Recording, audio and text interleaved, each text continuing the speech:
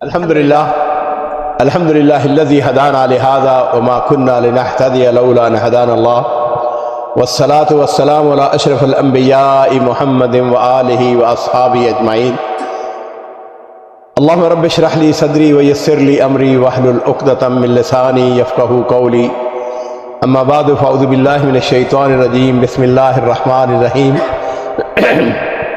یرفع اللہ الذین آمنوا منکم والذین اوتوا العلم درجات۔ فضیلت دکتور محمد اسحاق صاحب، فضیلت الشیخ منصور احمد مدنی صاحب اور فضیلت المشائخ علماء اکرام، میرے عزیز خالد الیاس صاحب، اور میرا خیال ہے کہ حال میں بیٹھے ہوئے ایک ایک شخصیت، ایک ایک آدمی، اور میرے عزیز بچوں، میرے لیے یقیناً اس میں کوئی ایک مبالغے کی بات ہوتی ہے، ایک واقعتاً حقیقت بات وہ یہ ہے کہ آج میں بڑا ایکسائٹڈ بھی تھا، خوش بھی تھا کہ آج میں اپنے ان بچوں سے مخاطب ہونے کے لیے جا رہا ہوں جو ہمارا مستقبل ہے، جن کے اوپر ہماری نظریں جمی ہوئی ہیں، جنہوں نے کل کو قوم کی قیادت کرنی ہے، جو علماء بن کے نکلیں گے، اور ان سے ہم نے بہت کچھ حاصل کرنا ہے۔ اور اس میں کوئی شبہ نہیں ہے کہ میرے لیے یہ بلا شبہ بہت بڑے اعزاز کی بات ہے، بہت زیادہ عزت افزائی کی بات ہے، اور اس کے لیے میں منصور مدنی صاحب کا بہت بہت شکر گزار ہوں، جالیات کا شکر گزار ہوں۔ اور یہ جو آج ورکشاپ ہے، تربیتی نشست ہے، جس کی تفصیل ہمارے بھائی نے ہمیں بتائی ہے کہ صبح عصر کے بعد 4:30 بجے سے لے کر یہ پروگرام شروع ہوا، اور اس میں علماء اکرام نے الحمدللہ مقالات پیش کیے، آپ نے اس کے اندر بھرپور حصہ لیا۔ میری توقع سے بلا شبہ کہیں زیادہ حاضری ہے، اور اس کے لیے بھی میں اللہ تعالیٰ کا بھی شکر ادا کرتا ہوں اور منتظمین کا۔ اور مجھے اندازہ ہے کہ اس قسم کے پروگراموں کو آرگنائز کرنا، ان کے لیے محنت کرنا، ان کے لیے عزیزو، میں آپ کو، چونکہ ہم سب اس زمانے سے ایک زمانے میں گزرے ہیں، اس وقت میں گزرے ہیں جب ہم خود بھی طالب علم تھے، اب بھی طالب علم ہے۔ وہ مجھے امام احمد بن حنبل رحمہ اللہ کو وہ ذکر آ گیا، یاد آ گیا کہ ان سے جب پوچھا گیا کہ جناب آپ کب تک یہ قلم اور یہ دوات آپ کے پاس رہے گی؟ یہ محبرہ جو ہے، جہاں تک میری شیخ، میں وہ ایک عام سا بندہ ہوں، لیکن میں نے اس کے اوپر بڑا غور کیا کہ اس زمانے میں کیا ہوتا تھا۔ بھئی فاؤنٹین پین تو نہیں ہوتے تھے ان کے پاس کہ بھئی جیسے وہ پین کو لیگا شروع کر دیا، جو میری سمجھ میں آئی وہ ایسا ہوتا تھا، جو میں نے ایک سینیاریو بنایا ہے۔ مجھے تھا کہ یہاں پر انہوں نے دوات کو فکس کیا ہوتا تھا، اچھا تو قلم ان کے ہاتھوں میں ہوتا تھا، وہ جو بات سنتے اس کو فوراً وہ قلم کو اوپر سے ڈھک کر اتارتے اور اس کو وہ فکس ہوا میرے علم کے حد تک۔ تو خیر بہرحال تو انہوں نے کہا کہ یہ جو علم ہے، علم کی تلاش اور علم کو حاصل کرنا، یہ مقبرہ تک ہے۔ تو اس میں کوئی شبہ نہیں ہے کہ ہم سب طالب علم ہیں اور ہر روز ہم سیکھتے ہیں، اور آج بھی میں نے آپ کے سامنے جو گفتگو کرنی ہے، اس گفتگو کے اندر بھی انشاءاللہ کچھ ایسی چیزیں یقیناً، اور مجھے بڑی خوشی ہوئی، ابھی خالد صاحب جو ہیں وہ سوالات کر رہے تھے، اور ماشاءاللہ کس طریقے سے علماء کرام جو ہیں وہ جوابات دے رہے تھے، اور مجھے بڑی خوشی ہو رہی تھی کہ الحمدللہ میں نے یہ گھڑی اس لیے سامنے رکھی ہے بھائی کہ یہ نہ آپ کہیں کہ جناب مجاہد صاحب جو ہے نا وہ ہمیں تو نصیحت کرتے ہیں کہ جناب بہت لمبا پروگرام نہ کریں، اور خود یا بہت لمبا پروگرام کو لے گئے ہیں، تو میں نے اس لیے اپنا موبائل سامنے رکھا ہے۔ عزیزو، اس بات کو سمجھ لیں کہ ہم نے اپنی زندگی کے اندر کچھ مقاصد حاصل کرنے ہیں۔ مجھ سمیت، مثلا میں نے آج سے 35 سال پہلے دارالسلام کا آغاز کیا، اس وقت میرے سامنے کچھ اہداف تھے، اور اس اہداف کو حاصل کرنے کے لیے میں نے دن رات محنت کی۔ ہوتا اللہ کا فضل ہے، دیکھیے ہم مسلمان عقیدتاً الحمدللہ اہل حدیث ہیں، ہر چیز جو ہے وہ اللہ تعالیٰ کی طرف سے ہوتی ہے، اور اس کے فضل کے بغیر، اس کی احسان اور اس کی مدد کے بغیر کچھ نہیں انسان کر سکتا۔ لیکن کچھ ایسی چیزیں ہوتی ہیں جن کے شروع سے آدمی ایک ہدف مقرر کر لیتا ہے۔ مثلا مجھے یاد ہے کہ میں نے جب آج سے 35 سال پہلے یا اس سے بھی پہلے جب ہم نے آغاز کیا دارالسلام کا، تو میرے سامنے ایک ہدف تھا۔ اس ہدف کو حاصل کرنے کے لیے رکاوٹیں بے شمار تھیں، مالی رکاوٹیں تھیں، کچھ مسائل بھی تھے، کچھ لوگوں کی باتیں بھی ہوتی ہیں۔ تو میں ایک جملہ کہا کرتا تھا کہ جس طرح مجھے کل کا سورج طلوع ہونے پر یقین ہے، انشاءاللہ उसी तरह मुझे दारुस्सलाम की कामयाबी पर भी यकीन है। मेरे बच्चों, मेरी बात को नोट कर लीजिएगा। और मैं ये बात अक्सर इसलिए दोहराता हूँ अपनी निजी मजालस के अंदर, अपने बच्चों के साथ, अजीजों के साथ, प्यारों के साथ, भाइयों के साथ, दोस्तों के साथ। पहले 7 साल जो दारुस्सलाम के हैं, मुझे नहीं याद है कि मैंने एक छुट्टी भी की हो। नेवर नेवर, मुझे नहीं याद है। इस दौरान मैं अल्लाह के फजल करम से मैं अपनी कोई तारीफ नहीं करना चाहता, लेकिन आप मेरे चूंकि बच्चे हैं और मैं आपके साथ इसलिए आपकी मेहरबानी मंशूर की कि उसने मुझे एक बहुत बड़ी इज्जत दी है, एहतराम दिया है, एक बहुत बड़ी जगह पे बैठाया है जहाँ पे फजीलत शेख जो है उनका हक है। बहरहाल, तो मैं इसलिए आपको बातें बताना चाह रहा हूँ, अपनी जाती बातें, कि 7 साल पहले मुझे एक छुट्टी भी याद नहीं है। ईद वाला दिन होता था, ये बच्चे मेरे अब तो माशाल्लाह मैं दादा बन चुका हूँ, छोटे छोटे होते थे उस वक़्त। ईद वाले दिन सुबह के वक़्त मैं उनको वो ले जाता था, झूलों पे ले जाता था नमाज के बाद, और उनको लॉलीपॉप दिया और उनको जनाब वाली बहलाया, और असर की नमाज के बाद मैं दारुस्सलाम में आ जाता था। मैं आपको इसलिए नहीं ये कहना चाहता हूँ कि खुदा न खास्ता मैं आपको ये साबित करना चाहता हूँ कि मैं बहुत बड़ा आदमी, लेकिन चूंकि आप मेरे बच्चे हैं, आप मेरे छोटे भाई हैं, और एक दिन आना है आपने बहुत बड़ा आदमी बनना है।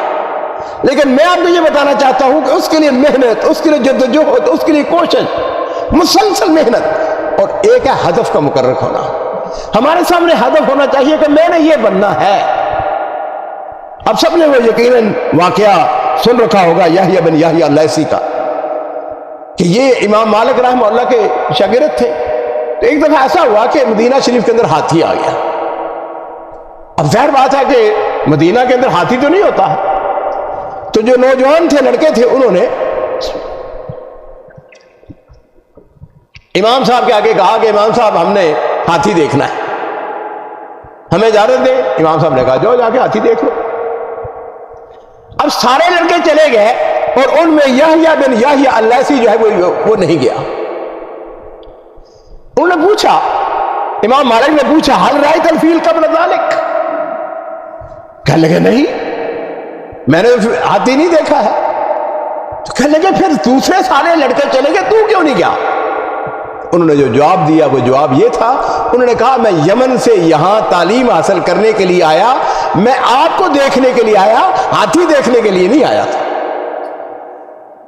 मेरे अजीजों, बाद ऐसे वाकफ होते हैं कि आदमी हैरान हो जाता है।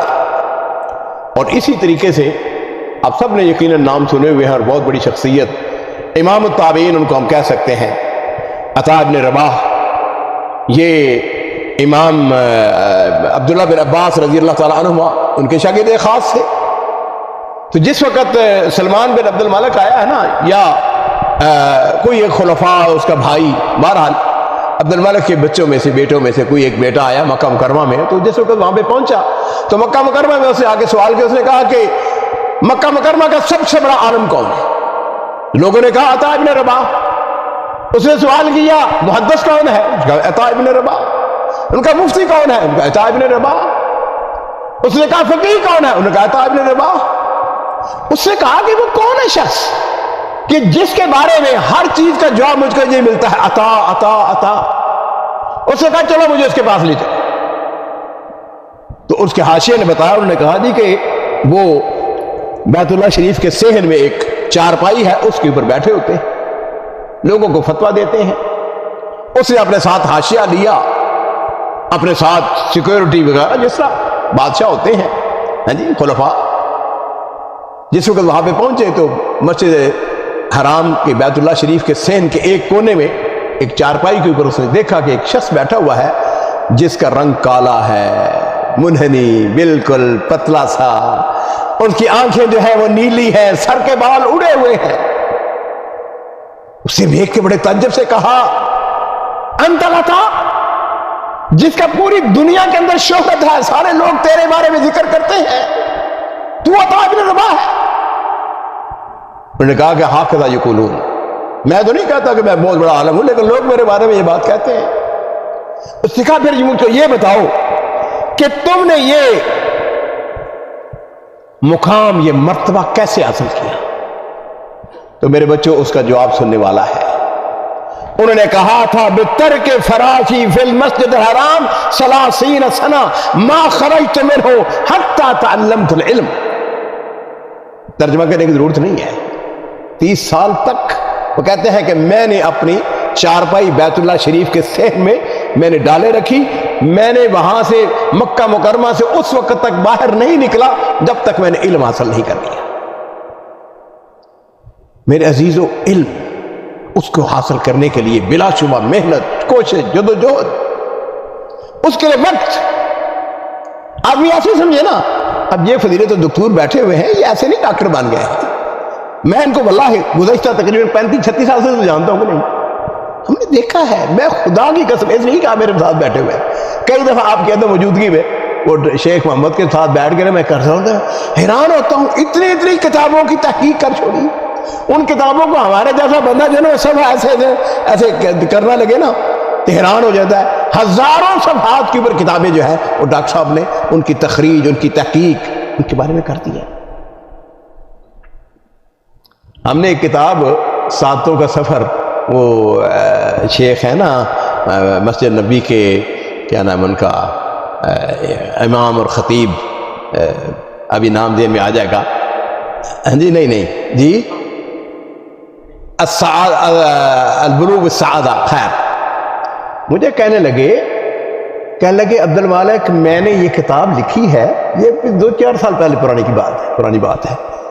ہم نے اس کا ترجمہ کیا کتاب کا, توحید کے اوپر انہوں نے ساری احادیث جمع کی. ہم نے سعادتوں کا سفر کے نام سے اس کا اردو میں شائع کیا. اس کو مجھے کہنے لگے, واللہ عالم ہے, غلط بیانی نہ ہو جائے, کہنے لگے کئی سال تک میں فجر کی نماز کے بعد بیٹھتا تھا اور اشراق تک جو ہے وہ مسلسل بیٹھ کے میں کام کرتا رہتا تھا.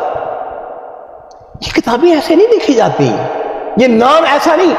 چلیے علامہ احسان اللہ ظہیر اب ہم سب کے وہ ہیرو بھی ہیں, ان کے بارے میں نے ایک دفعہ, ان کا چھوٹا بھائی عابد الہی وہ میرا سمدھی ہے, میں نے کہا عابد یہ بتاؤ کہ علامہ صاحب جو ہیں وہ کتنا استحضار کرتے تھے. ہم کیا یہ سمجھتے ہیں نا چلو جی فلاں شخصیت آئی اور آ کے جناب اتنے گھنٹے تقریر کر دی.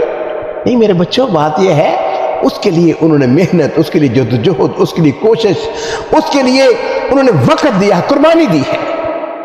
اور میں نے آج آپ کو ایک بڑا خوبصورت واقعہ سنا کے بات کو ختم کروں گا. فضیلت الشیخ, میں آپ کی اجازت سے ایک بڑا شاندار واقعہ, مجھے یقین ہے کہ آپ نے پہلے سنا تو ہوگا, لیکن نہیں سنا تو اور آپ کو مزہ آ جائے گا. آپ سب نے نام سنا ہے عبد الملک بن قریب بن اسمعی. یہ شخص جو تھا یہ شاعر تھا. اسمعی جو تھا شاعر تھا, خطیب تھا اور نحوی تھا. اس کے بعد حافظ قرآن تھا.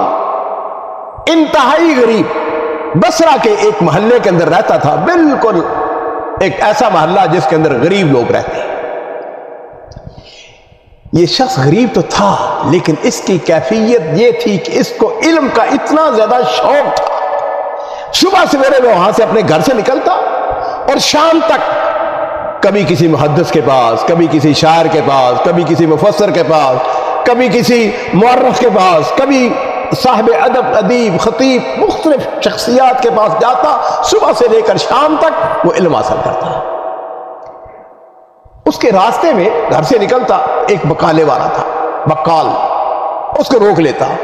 وہ اسے پوچھتا اسمعی کہاں جا رہے ہو, آج کہاں جا رہے ہو؟ اس سے کہتا کہ بھائی میں فلاں محدث کے پاس جا رہا ہوں, فلاں مفسر کے پاس جا رہا ہوں, فلاں شاعر کے پاس جا رہا ہوں, فلاں ادیب کے پاس جا رہا ہوں. اس سے کہتا روک چھوڑ یار, کیا کرتے ہو, یہ کوئی علم پڑھنے کا کوئی فائدہ ہے؟ یہ آج کا کوئی علم کا کوئی فائدہ ہے ہی نہیں. ایسا کرو کوئی ہنر سیکھو, ایسا کرو کوئی دکان بنا لو, تمہیں کیا علم حاصل کرنے کا فائدہ ہے؟ اس کو ڈسکرج کرتا, رکاوٹ ڈالتا. ایک دن اس کو کہنے لگا دیکھو یہ تو موٹی موٹی, اس زمانے میں کاغذ تو نہیں ہوتے تھے نا یہ جو آج کل ہے, تو وہ جو موٹی موٹی کتابیں ہوتی تھی, وہ کہنے لگا دیکھو بات سنو, یہ کتابیں جو تم اٹھا کے لے کے جاتے ہو نا, یہ کتاب اگر مجھ کو دو تو میں تمہیں ایک بسل ہے جی اس کا بنڈل بھی نہیں دینے کے لیے تیار. بات یہ ہے ان کی کوئی اہمیت نہیں ہے, چھوڑو ان کتابوں کو.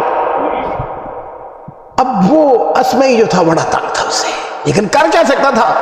गरीब आदमी था, अपने घर से निकलता और रास्ते में, और वो हमेशा उसका रास्ता रोके खड़ा हो जाता। एक दिन उसको कहने लगा, देखो बात सुनो, उस जमाने में जो तालिब इल्म थे वो कभी इंक जो होती थी वो कभी सुर्ख होती थी, कभी नीली होती थी, कभी स्याह होती थी, मुख्तलिफ रंग कलर्स की होती थी। एक तो कहने लगा, बात सुन, ये तो मेरे पास जो किताबें हैं ना असमाई, ऐसा करो ये मुझे दो, ये मेरे पास एक बड़ा सा बरमील है, इस बरमील के अंदर डालते हैं और फिर उन किताबों के ऊपर पानी डाल के उनको घोटते हैं और फिर हम देखते हैं उनका रंग क्या निकलता है।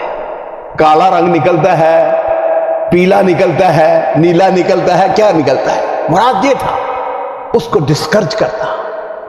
लेकिन इसकी कैफियत क्या थी? इसकी कैफियत ये थी कि जैसे जैसे वो उसके रास्ते में रुकावट डालता, इसके इल्म का शौक बढ़ता चला गया। हत्ता कि उसने एक दिन तहिया किया, उसने कहा कि अब मैंने उस वक्त का अपने घर से निकलना कि जब अभी बकाला ना खुला हुआ। मुराद यह है कि बदरी सुबह सवेरे मैं निकलूंगा। वो जनाब जल्दी से सुबह सवेरे बकाला खुलने से पहले वो निकलता और रात गए तक इल्म पढ़ता रहता। आखिरी वक्त उसकी कैफियत जो मुर्रखीन ने, सीरत नगारों ने लिखी है, वो कहते हैं जी कि ये शख्स जो था, इसके पास उसने घर के अंदर जो सामान था वो बेचना शुरू कर दिया। उसके पास बाल कटवाने के पैसे नहीं थे, उसके बाल लंबे लंबे हो गए।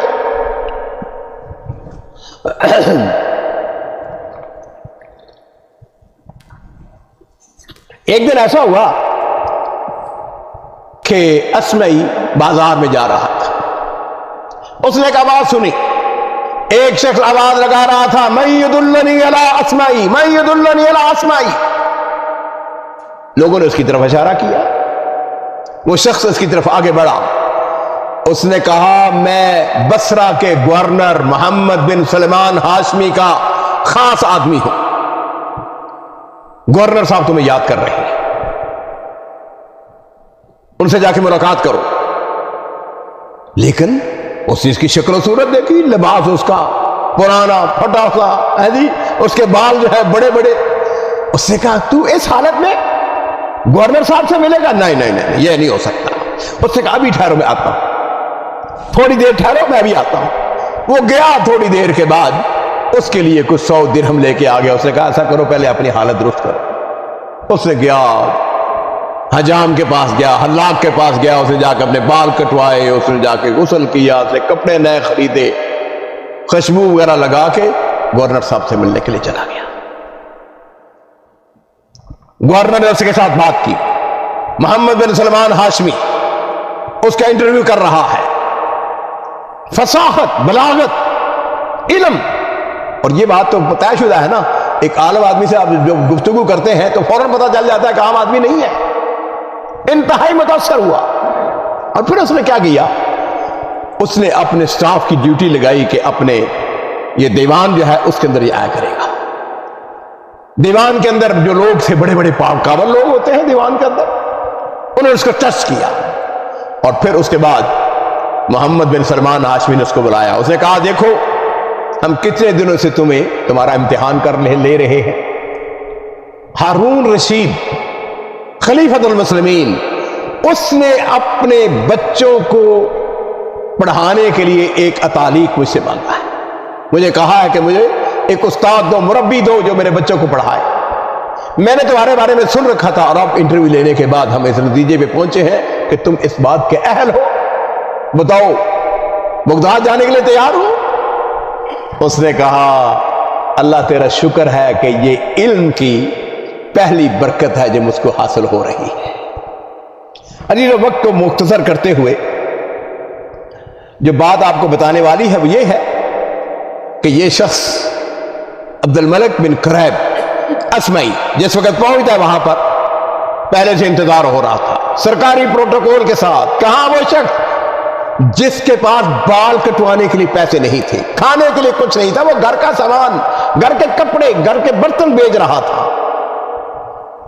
और मेरे अजीजों, यही बात मैं आपको इस वाक़े से बताना चाहता हूं कि बाज़ औक़ात ऐसा वक्त आता है, मुकाफा नहीं मिलता है, अच्छा खाना नहीं मिलता है, पेट्रोल के लिए पैसे नहीं होते, रुकावटें आती हैं, लेकिन इसके लिए सब्र, इसके लिए जद्दोजहद, इसके लिए कोशिश, اس کے لیے اللہ تعالیٰ سے دعائیں، اور مسلسل جو ہے وہ اپنا ایک ہدف کہ میں نے اپنا ہدف حاصل کرنا ہے۔ عبد الملک کے اوپر میں آپ کو اس کی مختصر بتا چکا ہوں، جو اس کی کیفیت تھی، جس کا ذرا اس کو بکالے والے نے اس کو ڈسکرج کیا، لیکن اس کے باوجود خلیفہ نے جس وقت اس کا انٹرویو لیا تو دیکھا شخص انتہائی بڑا، ماہر گفتگو کا، علم، ادیب۔ اس نے کہا دیکھو بات سنو، میں اپنی، خلیفہ نے کہا، ہارون رشید نے کہا، اس نے کہا کہ میں اپنی سب سے قیمتی چیز تیرے حوالے کرنا چاہتا ہوں، اور وہ کیا چیز ہے؟ میرے بیٹے ہیں، میرے 2 بیٹے ہیں، محمد الامین اور عبداللہ المامون، میرے 2 بیٹے ہیں، ان کو تم نے پڑھانا ہے۔ محل کے اندر، بادشاہ کے پیلس کے اندر 2 کمرے مختص ہو جاتے ہیں، ایک اس کی رہائش کے لیے، ایک مدرسہ بن جاتا ہے، اسکول، یونیورسٹی بن گئی۔ اس نے پڑھانا شروع کیا، 10,000 درہم اس کی تنخواہ مقرر کی جاتی ہے، اور عبد الملک کی پوزیشن یہ تھی کہ جیسے جیسے اس کو پیسے ملتا جاتا، وہ اپنے بصرہ کے اندر اس نے اپنا وکیل مقرر کیا، گھر خریدا، کھیت خریدے، جائیداد بنائی۔ اس کا خط بڑا خوبصورت تھا، ہینڈ رائٹنگ بڑا خط اچھا تھا عبد الملک کا، اور ادیب تھا۔ لوگ آتے آگے اس کو کہتے کہ جناب ہمارے لیے خط لکھو، ذرا درخواستیں لکھو۔ حضرت علی رضی اللہ تعالیٰ سے ایک منسوب، کہ وہ کہتے ہیں ادبوا اولادکم بحسن الخط فانہ من مفاتیح الرزق۔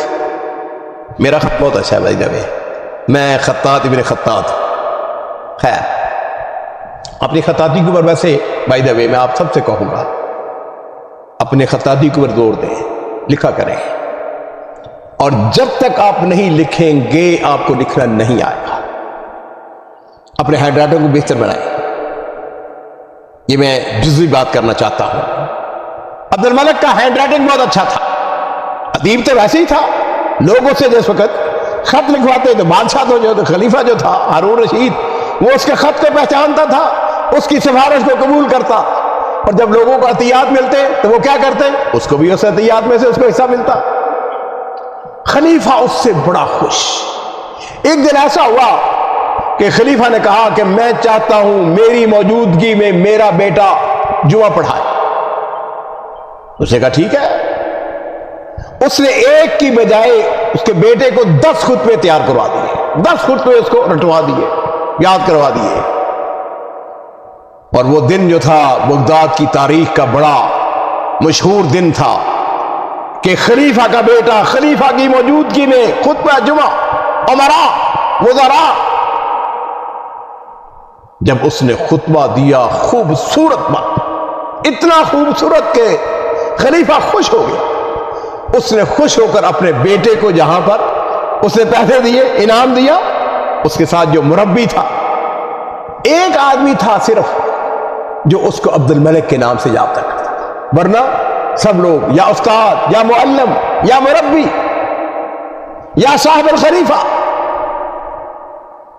میرے عزیزو 10 سال گزر گئے۔ اب بچے جو ہیں وہ دیوان الملکی کے اندر انہوں نے حصہ لینا شروع کر دیا، باپ کا ہاتھ بڑھانا شروع کر دیا۔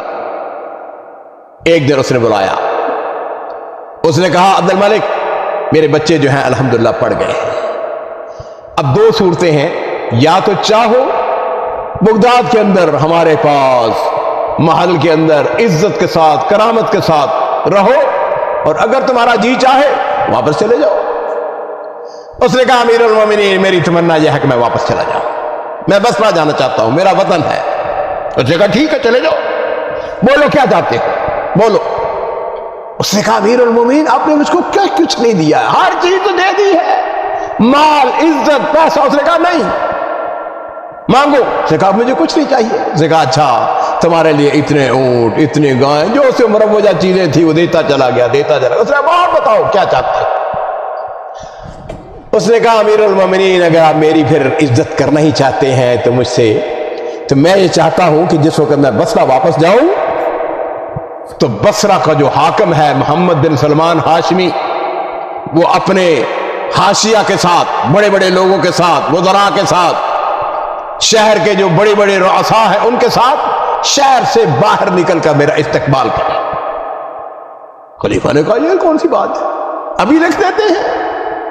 उसने कहा मैं चाहता हूं कि 3 दिन तक शहर का हर आदमी मेरे घर में आए, मुझको आके सलाम कर। मैं कहा ठीक है, लिख दिया गया। और जिस वक्त ये पहुंचते वहां पर बसरा में पहुंचा तो उसका सरकारी तौर पर इस्तकबाल किया जाता है। वो जरा आम सारे लोग आ गए। 3 दिन तक, पहले दिन सिर्फ बड़े लोग जो थे, जो ताजर थे, हैं जी, अमायदीन शहर, वो आते रहे। दूसरे दिन आम आदमी, तीसरे दिन गरीब लोग, और तीसरे दिन जो लोग आने वाले थे उनमें से देखा एक शख्स, उसने लाठी पकड़ी हुई है, उसका लिबास जो है वो बिल्कुल पुराना सा है, उसके जूते फटे हुए हैं। वो लाठी टेकता हुआ उसकी तरफ आगे बढ़ा और उसने कहा अब्दुल मलिक। पता ये कौन था? वो बक्काल था। उसने कहा हाँ। उस बक्काल ने हाथ जोड़ा, उसने कहा मुझको माफ कर दो। उसने कहा तेरी मेहरबानी, मैंने तुमको बड़ा डिस्करेज किया, लेकिन ऐसा करो कि मुझे अपने पास मुलाजिम रखो। उसने कहा कोई बात नहीं, मैं तुम्हारे साथ वफा करूंगा। उसने अपने साथ हुक्म दिया। उसने कहा किसी एक बाग के ऊपर उसका हारस मुकर्रर कर दिया। उसने कहा लेकिन बात सुनो, और यही बात मैं आपको दिखा के बात सुना के बात को खत्म करना चाहूंगा। उसने कहा तुम्हें याद है एक दिन तुमने कहा था कि तुम्हारे पास जो किताबें हैं उनको बरमील के अंदर डाल कर उनको घोटते हैं और फिर देखते हैं कि उसमें से कौन सा रंग निकलता है। उसने कहा मैंने तेरी नसीहत के ऊपर अमल किया। मैंने ये किया, मैं जो किताबें पढ़ता था उन किताबों के ऊपर हिरस, लालच, इल्म, उनको मैं अपने सीने के अंदर उनको जगह देता चला गया। मैंने अपने दिलो दिमाग के अंदर उनको समो लिया, और फिर वो वक्त आया जो सब लोगों ने देखा है। मेरे बच्चों, यरफ़अल्लाहु अल्लज़ीना आमनू मिनकुम वल्लज़ीना ऊतुल इल्मा दरजात। मेरा मैसेज मुझे यकीन है कि आप तक वाज़ेह है। इंशाअल्लाह फिर किसी वक्त मुलाकात होगी आप लोगों के साथ। बहुत सारी बातें, बहुत सारे वाक़यात, लेकिन आखिरी बात मैं ये ज़रूर कहूँगा, एक है आपका सिलेबस, पढ़ें, ज़रूर पढ़ें, लिखें। जब तक आप लिखेंगे नहीं, लिखना नहीं आता, आदमी यही समझ जाएगा जी कोई बात ही नहीं है, मैं तर्जुमा कर लेता हूँ, मुझे दोनों ज़बानें आ गई हैं। नहीं, जब तक लिखेंगे नहीं, वल्लाह नहीं लिखना। और एक और आखिरी बात से कह दूं, जब तक मेरे बच्चों, देखो मेरे आप बच्चे हैं, वल्लाह मैं कह सकता हूं बचपन से खतीब, लेकिन आने से पहले ये मुझे कोई हरज नहीं है, हया वाली कोई बात नहीं है। मैंने 2-4 नोट्स लिख लिए। मैंने कहा हो सकता है कि बाज़ औक़ात आती है सबक लिसानी, इसको कहते हैं, आदमी को औक़ात भूल जाता है, कोई हरज नहीं है, इसमें शर्मिंदगी वाली बात नहीं है। ये डॉक्टर जाकिर नायक साहब जो है हमारे दोस्त हैं, यकीन जानिए जब उन्हें लेक्चर देना होता था, एक दिन पहले सारी मुलाकातें खत्म, और वो क्या करते थे, सारी रात बैठ के वो नोट लेते थे। ऐसे ही डला लगता है ना जी, तो जनाब अली वो खतीब साहब आ गए और उन्होंने जब बातें कर दी। मेहनत करें, कोशिश करें, हिम्मत करें, और गैर निसाबी किताबें जरूर पढ़ें, उसके बगैर आपका इल्म जो है वो पुख्ता नहीं होगा। बहुत शुक्रिया मंसूर, आपका मैं शुक्रगुजार हूँ एक दफ़ा फिर। हाँ, बहुत बहुत शुक्रिया फ़ज़ीलत शेख अब्दुल मालिक मुजाहिद साहब हफ़िज़हुल्लाह का, कि आपने अपना कीमती वक्त भी दिया। और चलिए मज़ीद अल्लाह ताला ज़ाय खैर दे फ़ज़ीलत शेख को, और मज़ीद तरक्की दे आपको दुनिया में और आखिरत में भी।